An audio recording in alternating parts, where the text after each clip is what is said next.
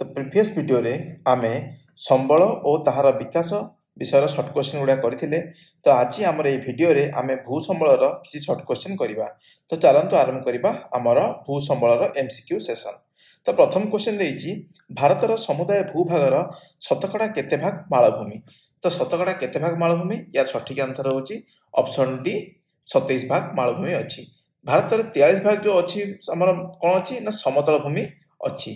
तो भारतर सर्वाधिक चारणभूमि अच्छी। तो कौटी सब अधिक चारणभूमि अच्छी हिमाचल प्रदेश रे भारतर सबुठ अधिक चारणभूमि अच्छी।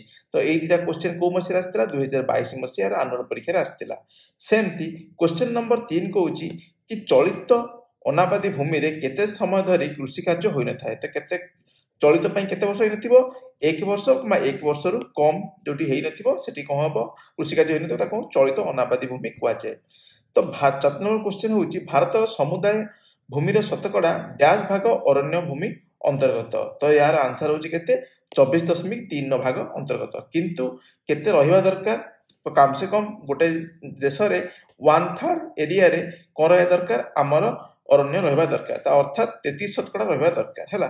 तो क्वेश्चन नंबर 5 कोन देची जातीय अरण्य नीति अनुसार देशर समुदाय आयतन शतकड़ा डैश भाग भूमि अरण्य पई संरक्षित रहिबा दरकार। तर यार सठिक आंसर होची कोन 33%। तो मो तुम मान गोटे क्वेश्चन दोची ए क्वेश्चन तुम माने मते आंसर करिवो कमेंट सेक्शन ने जना पड़िवो कि तुम माने जो पढिचो ए जे पर्यंत जेतिकी सेटा डेप्थ रे पढिचो कि नाही। जातीय अरण्य नीति केबे प्रथम थर पई भारत रे आसीतिला। जातीय अरण्य नीति भारत रे केबे आसीतिला एटा होची तमर शॉर्ट क्वेश्चन आज पई। तो डैश विभिन्न संबलर गंताघर। तो विभिन्न संबलर गंताघर कि हेइते मन रख मालभूमि होची विभिन्न संबलर गंताघर। कारण मालभूमि रे आम देशर प्रायतः खनिज पदार्थ गुड़िक देखा जाए। जेमती छोट नागपुर मालभूमि रे आम देश रे कोयला लुहा पत्थर इत्यादि देखा जाय थाए। सेमती दक्षिणात्य रे मध्य कोन देखा जाय थाए जेमती हमर गोल्ड हैला आयरन हैला कुड्रुमुख खनि रे आयरन देखा जाय थाए। तो सब मालभूमि गुड़ाक कौन देखा जाए ना खनिज द्रवण देखा जाए। तेज समतल भूमि कौन देखा जाए समतल भूमि कृषि कार्य सब अधिक व्यवहारित होता है। तो डैश भूमि खनि केनाल यातायात पथ जनबसति व्यवहार कर। तो क्यों भूमि कराए जो गुड़िक कृषि अलभ्य भूमि कहीं कराए देख कृषि भूमि गुड़ा जब कर चाष कमिज। गोचर भूमि जब आम कौन करवा केनाल खनि को खोलिबा तेरे कौन हम ना पशु पक्षी पशु मैंने स्पेशली गाई मैंने खाइबा पाइबे नहीं। अरण्य भूमि को आम नष्ट करने कथा नुहे। कारण कम से कम 33% अरण्य रहा दरकार जातीय अरण्य नीति कहूँ। किंतु आम देश में केते अच्छी 24.3 अच्छी। तेणु ये 3टा हम ना। तो आंसर होची कौन कृषि अलभ्य भूमि। तो चलते क्वेश्चन नंबर 8 करवा खाद्य वस्त्र बासगृह इत्यादि को डैश आवश्यकता कहुए। तो एगुड़ी कौन कहुए एगुड़ी कहुए मौलिक आवश्यकता कहुए। सेमती उच्चापच दृष्टि समुद्र पुटन ठारू स्थल भाग उच्चता अनुसार भूभाग को समुदाय केते भाग विभक्त कराई। तो केते भाग विभक्त कराई 3 भाग विभक्त कराई हैला। हिमालयर डैश अंचल रे अरण्य सफा करी देशर विभाजन जोगु विताड़ित लोक मानकु पुनर्वास निमंते व्यवहृत होईची। तो एटा कोठी कराई ना तराई अंचल रे कराई। एटा 1952 टाइम रु करा हो आछी हैला। तो आमर तराई को जाडा थिला मन पकाओ सन्तसंतिया अंचल हिमालय जो सन्तसंतिया अंचल अछि ताको कोआ जाय तराई कोआ जाय हैला। तो आप तुम मान गोटे क्वेश्चन रहबो कि भाबर और तराई मध्ये तफात कोन अछि एटा तुम माने कमेंट सेक्शन जणाइबो। बतन क्वेश्चन नंबर 11 होची भारतर समुदाय भूभाग रे प्राय 10 शतकड़ा भाग रे कृषि कार्य करा जाय। तो यार सठिक आंसर होची 55% जगह रे कोन करा जाय कृषि कार्य करा जाय। 1 वर्ष कि ताठू कम समय पर कृषि कर भूमि को कौन कहुए कौन कह चलती पतित भूमि है। भारतर शतकड़ा डैश भाग भूमि रे चारण और गोचर व्यवहृत होता है। तो कते व्यवहार होता है 3.3 और सबुठ अधिक कौटी अच्छी हिमाचल प्रदेश में सबुठ अधिक व्यवहार होता है। भारत में ह्रास पाई क्षयित भूमिर परिमाण डैश न्यूत हेक्टर।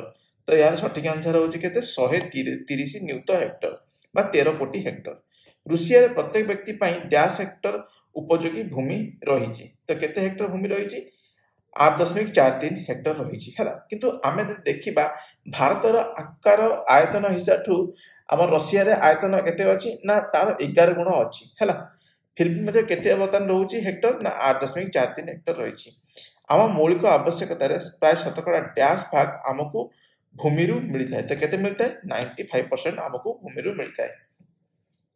क्वेश्चन नंबर 17 मनुष्यर सामाजिक और अर्थनैतिक कार्यकारी कराई विभिन्न आवश्यकता पूरण करने निमंते भूमि व्यवहार कर भूमि को क्यों संबल भाव विवेचना कराए। तो भूमि कौन कहुए भूमि कहुए भू संबल। अरण्य कृषि अणकृषि निमंते भूमि व्यवहार को डैश कहुए। तो आपको कौन कहुए आपको कहुए भू व्यवहार बा भूमि व्यवहार। 1 वर्ष कि 5 वर्ष अव्यवहित जमी को कौन कहुए आपको कौन कहुए ना आमर पुराणा पतित भूमि। जदि 1 वर्ष अधिक हो जाए पुराणा पतित भूमि, जदि 1 वर्ष कम हो कौन हम केवल पतित भूमि कहला। तो बर्तमान आम 19टा क्वेश्चन सरला। बर्तमान आम 20 नंबर क्वेश्चन करने को जीवा। तो 20 नंबर क्वेश्चन हूँ दीर्घ 5 वर्ष धरी कृषि कार्य कर भूमि को डैश कहुए। तो कौन कहुए 20 नंबर आंसर हम कौन ना कृषियोग्य पतित भूमि। आम देखिए पतित भूमि क्या कहुए पुरातन पतित भूमि कह। पारिस्थितिक संतुलन रक्षा करने अरण्य संरक्षण निमंते आम देशर प्रणत नीति को डैश कहुए। तो आम देशर प्रणत नीति कौन कहुए कहुए जातीय अरण्य नीति। तो तुम क्वेश्चन पचारि कि जातीय अरण्य नीति आम देश में केवे कार्यकारी होता। तो क्वेश्चन नंबर 22 कौन पार्वत्य अंचल में अरण्य काटी पोड़ी ओडिशा कृषि कौन कहुए आपको कौन कहुए तुमको कहुए स्थानांतरित कृषि। कहीं गोटे जगार आम कौन कर माटी माने अरण्य को काटिकी पोड़ी दी था पोड़ू चाष कहुए है। तो से जगह मानकर उर्वरता सरीगला आउ गोटे जगह को आम कौन कर अरण्य काटी देकी आम चाष कर जहाँफल माटीर उर्वरता दिन दिन कमी जाए जंगल क्षय होता है। तो आम राज्य गोटे कथा मन रखा कथा कि आम राज्य में टोटाल 34% एरिया रे आमर कौन अच्छी अरण्य रही। तेबे ग्राम और सहर गुड़िकर अनुपयोगी भूमि रे गछ लगाई कृत्रिम अरण्य सृष्टि करने को कौन कहुए। तो आपको कहुए क्वेश्चन नंबर आम 23 हूँ सामाजिक वनीकरण कहुए सोशियल फॉरेस्ट्री कहुए। तो मन रख वनीकरण विभिन्न प्रकार अच्छी गोटे सामाजिक वनीकरण अच्छी आ गोटे कृषि वनीकरण अच्छी। कृषि वनीकरण कौन ना कृषि वनीकरण हूँ निजर जगार निज जमी गछ लगे अरण्य सृष्टि करने कौन कह माने आमर कृषि वनीकरण कह इंग्लीश रे एग्रो फॉरेस्ट्री कहुए। तो जमती सर्वसाधारण जगह जोटा आम सांस्कृतिक संबल अंतर्गत आसुथबो तो से भाया जगार आम वन सृष्टि करने कौन कहुए सामाजिक वनीकरण बा सोशियल फॉरेस्ट्री कहुए। एक मौलिक 24 नंबर क्वेश्चन हूँ एक मौलिक प्राकृतिक संबल और प्रकृतिर एक अमूल्य दान हिसाब से डैश को विचार कर कौन कहुए आमर भूमि को कहुए। भारतर मूल भूखंडर दक्षिणतम स्थान हूँ किए। देख ये गोटे क्वेश्चन अच्छी मूल भूखंडर दक्षिणतम स्थान। तो मूल भूखंड दक्षिणतम स्थान हूँ किए कन्याकुमारी। जदि क्वेश्चन थी भारतर शेष पॉइंट कौटी अच्छी हूँ इंदिरा पॉइंट। तो इंदिरा पॉइंट कौटी अच्छी निकोबर द्वीपपुंज अच्छी आम कौन इंदिरा पॉइंट। सेमती भारतर पूर्व सीमा माने भारतर मूल भूखंडर पूर्व सीमा किए हम अरुणाचल प्रदेश किबिथु। सेमती भारतर मूल भूखंडर आमर पश्चिमतम सीमा किए हम ना आमर हम पश्चिम आमर गुजरात कच्छर गुहारमती हूँ आमर सब कौन वेस्टर्न मोस्ट पॉइंट। सेमती नॉर्दर्न मोस्ट पॉइंट कौटा हम सब उत्तरतम स्थान हम कौन ना इंदिरा कोल हूँ आमर भारतर सबुठ ऊपर स्थान है। समुदाय भारतर दक्षिणतम स्थान बर्तमान क्वेश्चन है समुदाय भारत माने कौन टोटाल ओभर इंदिरा पॉइंट। तेणु यही दुईटा क्वेश्चन तुम इंपोर्टाट रଭାରतर मूल भूखंड दक्षिणतम स्थान किए ना कन्याकुमारी। अच्छा भारत समुदाय भारतर दक्षिणतम स्थान हूँ किए इंदिरा पॉइंट। तो मत तुम मैंने कमेंट सेक्शन कह कि आमर ये जो कन्याकुमारीटा अच्छी से क्यों राज्य में अच्छी। मुझे 4टा ऑप्शन दूसरी तुम मैंने कह केरल तमिलनाडु कर्णाटक आंध्र प्रदेश। तो ये 4टा ऑप्शन भितर मत कह कि भारतर दक्षिणतम स्थानटा क्यों राज्य में अच्छी। सेमती देख आम बर्तमान डिस्कसन करते भारतर उत्तरस्थ सीमा किए निर्धारण करे ना इंदिरा कोल कर गिलगिट बाल्टिस्तान अंचल अच्छी। भारत डैश भाग अरब सागर आ पाकिस्तान अच्छी। तो कौ दिगरे अच्छी आम अरब सागर आ पाकिस्तान पश्चिम दिगरे अच्छी।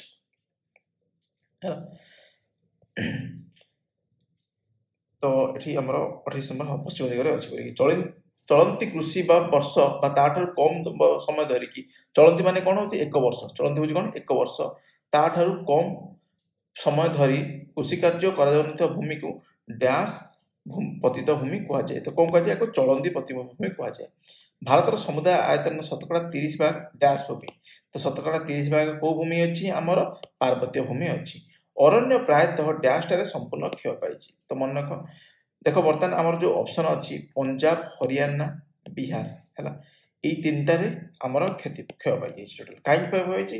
1970 ଦଶକ ପାଖାପାଖି ଏକ୍ଜାକ୍ଟଲି 1966 ରୁ 1970 ଭିତରେ ଏଇ ଯୋଉ ରାଜ୍ୟ ଦେଖିଲେ ନା ଉତ୍ତରପ୍ରଦେଶ, ହରିୟାଣା, ପଞ୍ଜାବ, ସେଠାରେ ସବୁଜ ବିପ୍ଳବ ହେଇଥିଲା। ତ ସେଠି ସବୁଜ ବିପ୍ଳବ ହବା ଫଳରେ କୃଷି କାର୍ଯ୍ୟ ପାଇଁକି ବହୁତ ଅରଣ୍ୟ କଟା ହେଇକି ସେମାନେ କ'ଣ ଜମି ହିସାବରେ ବ୍ୟବହାର କରିଦେଲେ, ଯାହାଫଳରେ କି ଏ ହରିୟାଣା, ପଞ୍ଜାବ, ଉତ୍ତରପ୍ରଦେଶ, ବିହାର ଇତ୍ୟାଦି ରାଜ୍ୟରୁ କ'ଣ ହେଉଛି ଅରଣ୍ୟ ସମ୍ପୂର୍ଣ୍ଣ ଭାବେ ଲୋପ ପାଇଛି। ତ ଆମେ ବର୍ତ୍ତମାନ କ୍ୱେଶ୍ଚିନ୍ ନମ୍ବର 31 ଯାଏଁ ଚାଲିଗଲେ। ତ କ୍ୱେଶ୍ଚିନ୍ ନମ୍ବର ବର୍ତ୍ତମାନ 32 ଆମେ କରିବା। ଅନାବାଦୀ ଭୂମି ନଥିବା ରାଜ୍ୟ କେଉଁଠି? ତ ଅନାବାଦୀ ଭୂମି ରାଜ୍ୟ କୋଉଟା ହେଉଛି? ସେଇଟା ହେଉଛି ମେଘାଳୟ। ଏଇଟା ମଧ୍ୟ ଗୋଟେ ଇମ୍ପୋର୍ଟାଣ୍ଟ କ୍ୱେଶ୍ଚିନ୍, ସର୍ଟ କ୍ୱେଶ୍ଚିନ୍ ଆସିପାରିବ ହେଲା। ଫଳ ବଗିଚା ପାଇଁ ବ୍ୟବହୃତ ଭୂମି ଡ୍ୟାସ୍ ଭୂମିର ଅନ୍ତର୍ଗତ ହେବ। ତ କୋଉ ଭୂମି ହେବ ବୋଲି ଦେଖ, ଆମର ଫଳ ବଗିଚା ପାଇଁ କହିବା ଦରକାର ନା ଅଣକୃଷି, କାରଣ ଏଇଟା ଗୋଟେ କୃଷି ନୁହଁ। କୃଷି ହେଉଛି କୋଉଟାରେ ଶସ୍ୟ ଆମେ ଉତ୍ପାଦନ କରୁ ତାକୁ କୃଷି କହିବା, କିନ୍ତୁ ଫଳ ଚାଷଟା ଗୋଟେ ହେଉଛି କ'ଣ ଅଣକୃଷି ଭୂମିରେ କୁହାଯିବ। ସ୍ଥାନାନ୍ତରିତ କୃଷିକୁ ଆସାମରେ କ'ଣ କୁହାଯାଏ? ଏଇଟା ମଧ୍ୟ ଗୋଟେ ଇମ୍ପୋର୍ଟାଣ୍ଟ କ୍ୱେଶ୍ଚିନ୍ କି କ'ଣ କୁହାଯାଏ? ଆକୁ କୁହାଯାଏ ଆମର ଝୁମ୍। ଆସାମରେ ଝୁମ୍ କୁହାଯାଏ। ବସ୍ତର ଆଉ ଆମର ଛତିଶଗଡ଼ର ବସ୍ତର ଆଉ ଓଡ଼ିଶାରେ କ'ଣ କୁହାଯାଏ? ପୋଡୁ ଚାଷ କୁହାଯାଏ ହେଲା। ହିମାଳୟର ଡ୍ୟାସ୍ ଅଞ୍ଚଳରେ ଅରଣ୍ୟ ସଫା କରି କୃଷି କାର୍ଯ୍ୟ ପାଇଁ ବ୍ୟବହାର ହେଉଛି। ତ ହିମାଳୟର କେଉଁ ଅଞ୍ଚଳରେ କରାଯାଉଛି? ତରାଇ ଅଞ୍ଚଳରେ ହେଲା। ତ ପ୍ରତିବର୍ଷ ଆମ ଦେଶରେ ଡ୍ୟାସ୍ ମାସରେ ବନ ମହୋତ୍ସବ ପାଳନ କରାଯାଏ। ତ ଆମ ସ୍କୁଲ ମାନଙ୍କରେ ବନ ମହୋତ୍ସବ ପାଳନ କରାଯାଏ କୋଉ ମାସରେ? ଜୁଲାଇ ଆଉ ଅଗଷ୍ଟ ମାସରେ ପାଳନ କରାଯାଇଥାଏ।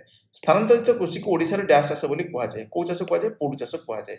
ଭାରତର ଗଙ୍ଗା ନଦୀ, ବ୍ରହ୍ମପୁତ୍ର, ମହାନଦୀ, ଗୋଦାବରୀ ଆଦି ନଦୀ ଉପତ୍ୟକା ଡ୍ୟାସ୍ ମାଟି ଦ୍ୱାରା ଗଠିତ। ତ କେଉଁ ମାଟି ଦ୍ୱାରା ଗଠିତ? ମନେ ରଖିଥାଅ, ଯଦି ନଦୀ ଅବବାହିକା କହିବ ତାହେଲେ କୋଉ ମାଟି ଲେଖିବ? ପଟୁ ମାଟି ଲେଖିବ ହେଲା। ପଶୁଚାରଣ ଡ୍ୟାସ୍ ଦ୍ୱାରା ଭୂକ୍ଷୟର ସମାଧାନ କରାଯାଇପାରିବ। ଯଦି ଆମେ ବଢେଇଦେବା ପଶୁଚାରଣ ତାହେଲେ କ'ଣ ହବ? ମାଟି ଉପରେ ଥିବା ଘାସକୁ ସେମାନେ ଖାଇଦେବେ, ଯାହାଫଳରେ କ'ଣ ହବ ନା ମୃତ୍ତିକା କ୍ଷୟ ହବ। ତେଣୁ ଏଇଟା କ'ଣ କରାଯାଇପାରିବ? ଯଦି ଆମେ ପଶୁଚାରଣକୁ ହ୍ରାସ କରିବା ତେବେ ଭୂକ୍ଷୟ ସମାଧାନ କରାଯାଇପାରିବ। ଡ୍ୟାସ୍ ଅଞ୍ଚଳରେ ଶୁଷ୍କ କୃଷି, ସୋପାନ କୃଷି, ରୋପଣ କୃଷି ଇତ୍ୟାଦି କରାଯାଇଥାଏ। ତ ଏଇଟା କୋଉ ଅଞ୍ଚଳରେ କରାଯିବ? ତ ୟାର ସଠିକ ଆନ୍ସର ହେଉଛି କ'ଣ? ଆମର ମାଳଭୂମି ଅଞ୍ଚଳରେ କରାଯିବ ହେଲା। କାହିଁକି ମାଳଭୂମି ଅଞ୍ଚଳରେ କରାଯିବ? କାରଣ ଏଠି କ'ଣ ହୋଇଥାଏ ନା ଆମର ବୃଷ୍ଟିପାତ ଟିକେ କମ୍ ପରିମାଣରେ ହୋଇଥାଏ। ଯୋଉ ଆମର ବର୍ତ୍ତମାନ କୁହାଯାଉଛି ମିଲେଟ୍ ମିଶନ। ତ ମିଲେଟ୍ ମିଶନ ହେଉଛି ଏକ ଶୁଷ୍କ କୃଷିର ଉଦାହରଣ, ଯେଉଁଠାରେ ବାର୍ଷିକ 50 ସେଣ୍ଟିମିଟରରୁ କମ୍ ବୃଷ୍ଟିପାତ ହୋଇଥାଏ।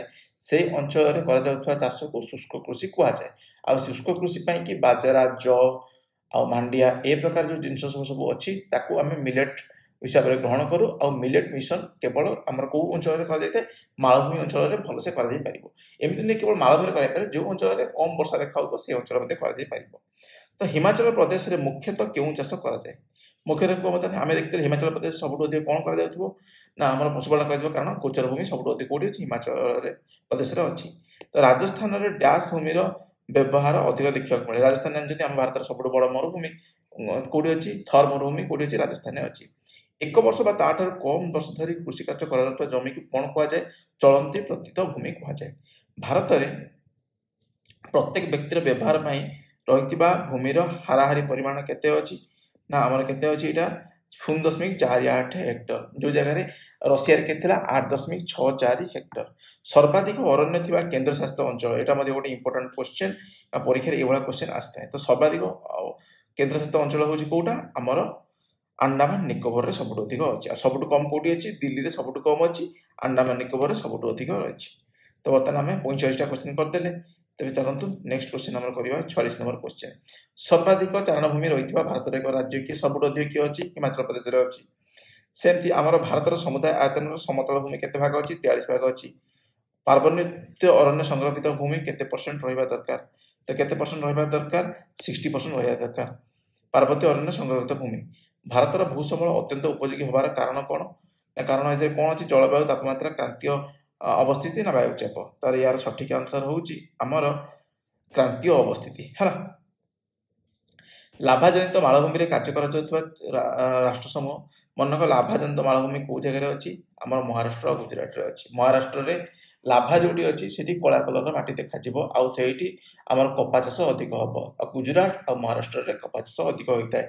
ଚୀନରେ ପ୍ରତ୍ୟେକ ବ୍ୟକ୍ତି ପାଇଁ ହାରାହାରି ଉପଯୋଗୀ ଭୂମି କେତେ ରହିଛି? 0.93 ହେକ୍ଟର। ଭାରତରେ ଜଳ ଦ୍ୱାରା ମନୁଷ୍ୟକୃତ କ୍ଷୟିତ ହୋଇଥିବା ଭୂମିର ପରିମାଣ କେତେ? ତ ଏଇଟା ହେଉଛି 56 ହେଲା। ଭୂ ବ୍ୟବହାରରେ ସର୍ବାଧିକ ଆଞ୍ଚଳିକ ବିସ୍ତୃତ ଭୂମି କିଏ ଅଛି? ସବୁଠୁ ଅଧିକ ଆଙ୍କ ଭିତରେ ଭୂମି କିଏ ଅଛି? ना आंसर होची कृषि भूमि केते परसेंट होची हम देखथिले 50% पाखापटु अधिक होची 55% व्यवहार कर जाए। भारत दक्षिणतम स्थान इंदिरा पॉइंट मूल भूखंड दक्षिणतम स्थान देखछो त ए क्वेश्चन केथर आसिलानी राब कोन कन्याकुमारी। भारत उत्तरतम स्थान दफादार भारत दक्षिणतम स्थान को हबो ना फल इंदिरा पॉइंट हबो। भारत पूर्व सीमा किबिथु पश्चिमटा कि होची गुहारमती।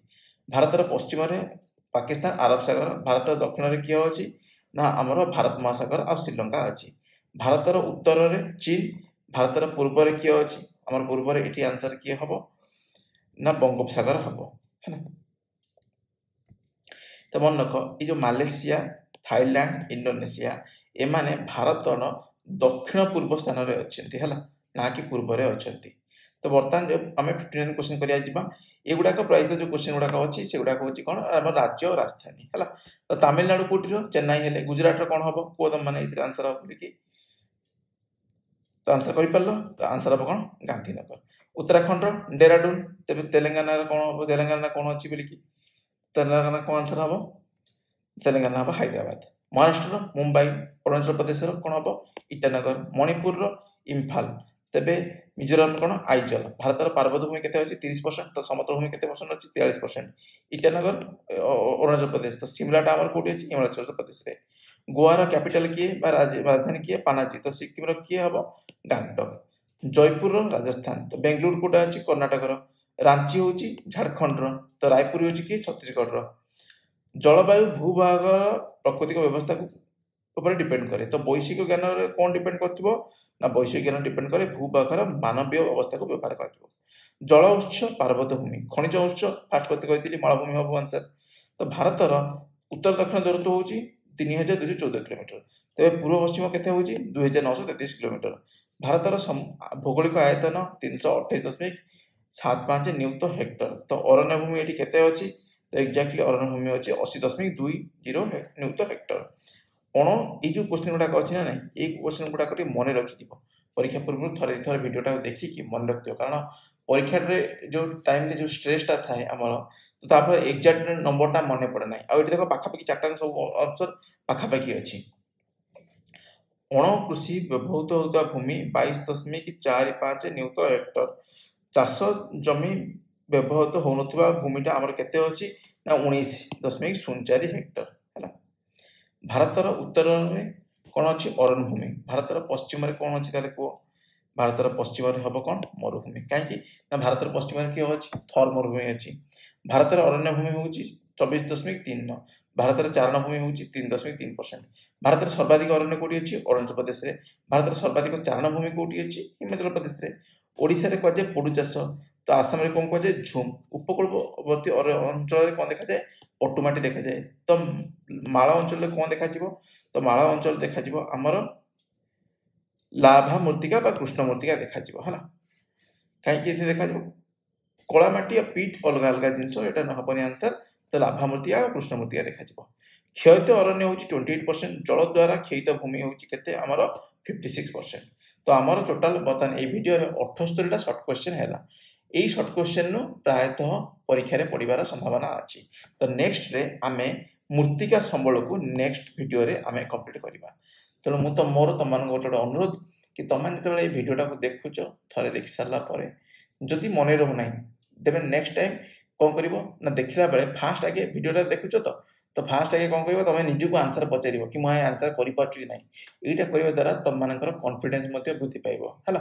तो प्रीवियस ईयर रो क्वेश्चन सहित आमे बहिर line by line short question बतन कंप्लीट करछंती।